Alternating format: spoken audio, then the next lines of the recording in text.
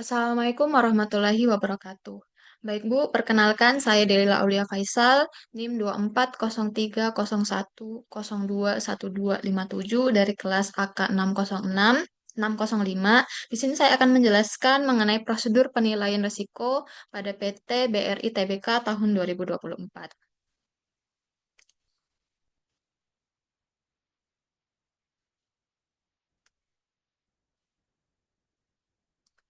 Adapun latar belakang dari makalah ini, bahwa di era globalisasi sekarang ini, setiap industri itu menghadapi berbagai macam tantangan.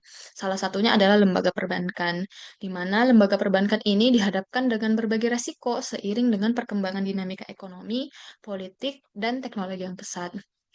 Namun, di sisi lain, lembaga perbankan ini memiliki peran yang vital. Salah satu perannya ini adalah untuk menjaga stabilitas sistem keuangan. Oleh karena itu, di sini lembaga perbankan itu membutuhkan yang disebut sebagai manajemen risiko. Nah, untuk PT Bank Rakyat Indonesia sendiri merupakan salah satu lembaga perbankan yang dimiliki oleh pemerintah Republik Indonesia. PT BRI ini memiliki fokus layanan pada segmen usaha mikro, kecil, dan menengah.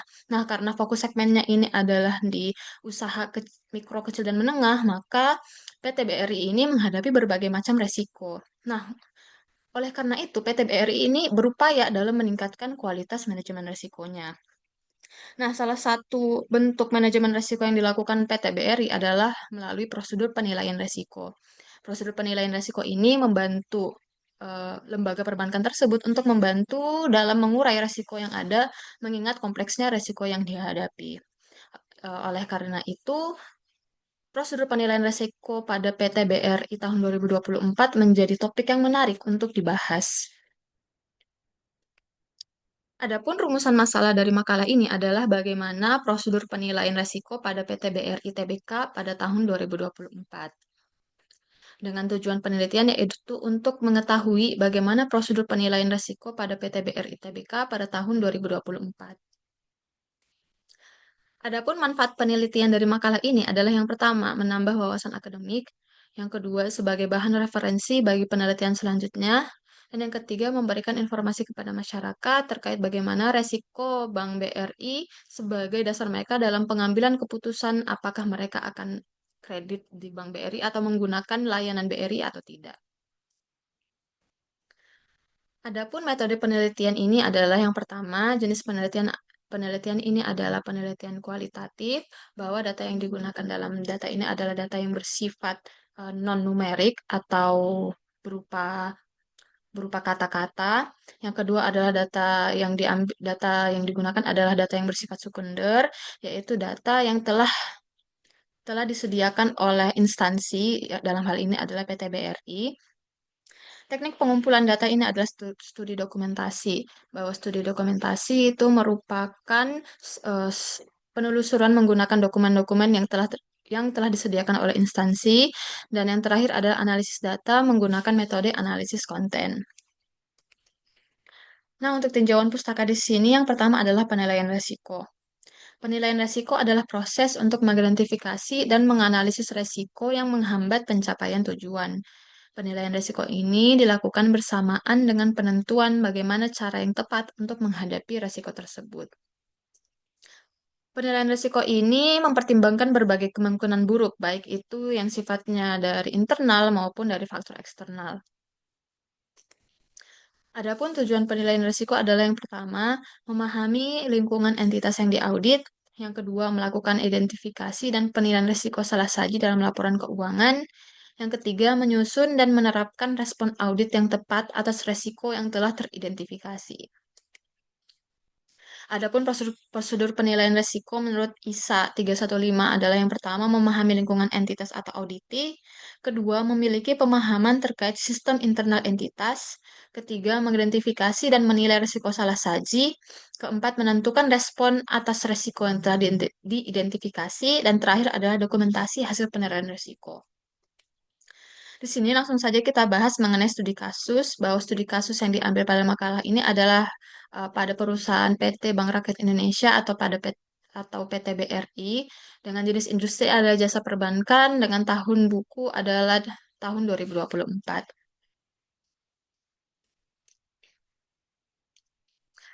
Prosedur yang pertama adalah memahami lingkungan PT BRI. Dalam prosedur pertama ini, kita tuh harus memahami mengenai tujuan dan strategi PT BRI. Yang pertama adalah tujuan ini adalah memberikan layanan perbankan yang inklusif dan mudah diakses, khususnya pada segmen usaha mikro, kecil, dan menengah di Asia Tenggara. Selain itu, kita harus memahami mengenai struktur organisasi dan tata kelola perusahaan, di mana PT BRI ini terdiri dari 3 organ, yaitu Rapat Umum Pemegang Saham, Dewan Direksi, dan Dewan Komisaris, di mana Dewan Direksi ini bertugas untuk melakukan manajemen atau pengaturan pada perusahaan, sedangkan Dewan Komisaris adalah melakukan pengawasan terhadap Dewan Direksi. Nah, di sini kita juga harus mengidentifikasi kebijakan akuntansi yang digunakan dan alasan penerapannya. Nah, setelah dilakukan analisis, ternyata pada PT BRI itu standar akuntansi yang digunakan adalah PSAK. Yang kedua, akuntansi yang diterapkan adalah akuntansi berbasis akrual. Dan yang terakhir, laporan keuangan itu meskipun terdapat valuta asing, tapi laporan keuangannya tetap disajikan dalam mata uang rupiah. Sedangkan resiko-resiko yang dihadapi oleh PT BRI ini itu ada 6, yaitu pertama resiko kredit karena fokus layanannya adalah pada UMKM, maka PT BRI itu menghadapi resiko kredit yang besar.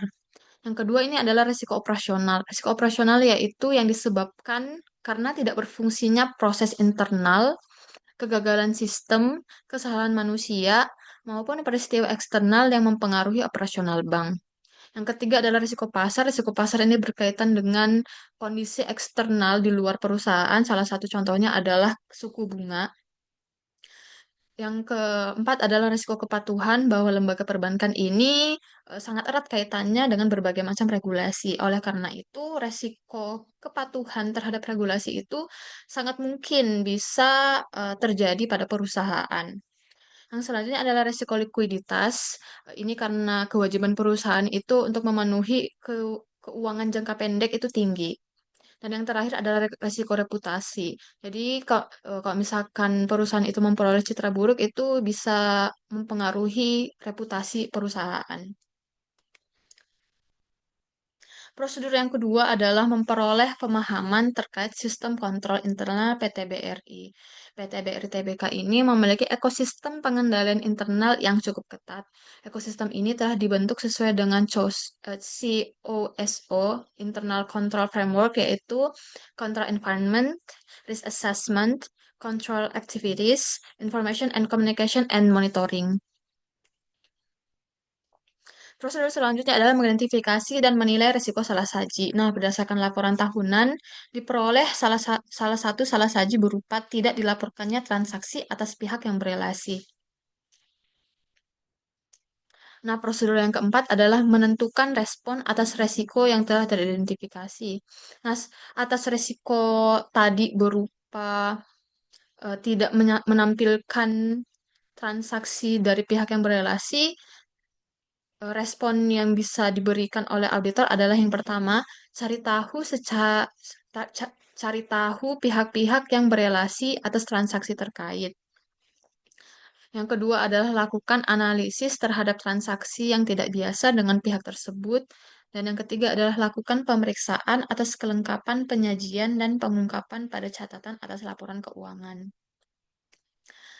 Dan prosedur yang terakhir adalah dokumentasi hasil penilaian risiko. Ini merupakan kesimpulan dari prosedur 1 sampai 4 tadi. Yang pertama adalah bahwa area dari risiko tadi yang kita temukan adalah transaksi pihak berelasi. Risiko salah sajinya itu karena tidak dilaporkan. Asersinya itu bahwa kelengkapan serta penyajian dan pengungkapannya itu kurang. Jenis salah saji ini termasuk dalam bentuk kecurangan dan termasuk pada risiko khusus. Respon auditnya itu tadi adalah melakukan uji transaksi, yang kedua melakukan analisa transaksi yang tidak biasa, dan yang terakhir itu melakukan pengujian terhadap kelengkapan penyajian dan pengungkapan. Mungkin itu saja terkait dengan presentasi mengenai prosedur penilaian risiko PT BRI tahun 2024. Sekian dari saya, Bu. Mohon maaf apabila ada kesalahan. Wassalamualaikum warahmatullahi wabarakatuh.